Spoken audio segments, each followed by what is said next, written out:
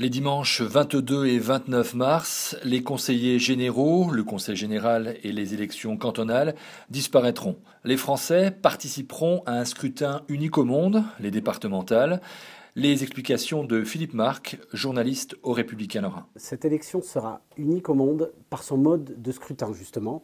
Il s'agira d'un scrutin, tenez-vous bien, binominal, mixte, majoritaire, à 2 tours. C'est quelque chose qui n'existe nulle part ailleurs. Cela veut dire qu'avant, vous aviez un conseiller général par canton. Maintenant, tout ça va changer. Il y aura 2 conseillers départementaux par canton, à chaque fois un homme et une femme. Ce n'est pas seulement une révolution sémantique, il y aura certes moins de cantons sur le papier, mais un binôme pour représenter chacun d'entre eux. Ce scrutin fait en effet suite au redécoupage de tous les cantons en France et en Lorraine, qui impacte justement nos départements. Alors ça aussi, c'est l'autre révolution de ce scrutin, c'est-à-dire qu'on avait des cantons dont le périmètre était vieux de plus de 200 ans, et ils ont tous été redécoupés il y a maintenant plus d'1 an, ce qui fait qu'on a réduit de moitié en France le nombre de cantons. En Moselle, ça se traduit par un passage de 51 cantons à 27, et en Meurthe-et-Moselle, on est passé de 44 à 23 cantons. Pendant que les Français sont appelés aux urnes pour élire les nouveaux conseillers départementaux, à l'Assemblée nationale, on est en train de discuter de la loi NOTRe, qui est la loi de réorganisation territoriale, où on va décider de quelle compétence sera attribuée à quelle collectivité. Alors les enjeux locaux sont de différents niveaux en Lorraine.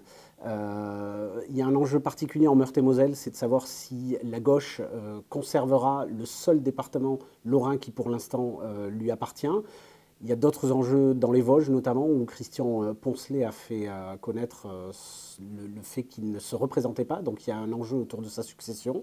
Et en Moselle, on va essayer de voir particulièrement si le FN arrive à faire entrer des conseillers départementaux au sein de l'Assemblée, ce qui serait une première. Comme la plupart des scrutins, il y a souvent un enjeu national qui pèse beaucoup sur les scrutins.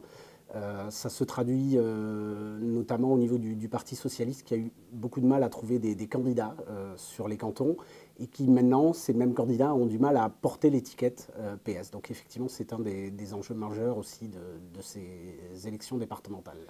À une semaine du premier tour, ces élections départementales ne passionnent pas les foules, un sentiment partagé par Philippe Marc sur le terrain de la campagne.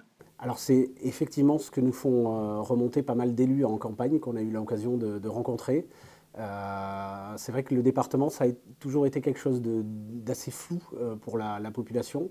Et donc tous ces candidats, ils s'efforcent, plutôt que de faire campagne, déjà à faire beaucoup de pédagogie pour faire connaître le rôle du département, qui pourtant a un rôle majeur, mais qui souffre d'un manque de visibilité et de lisibilité au niveau de la population. Et on s'attend du coup pour ces élections à un gros chiffre d'abstention.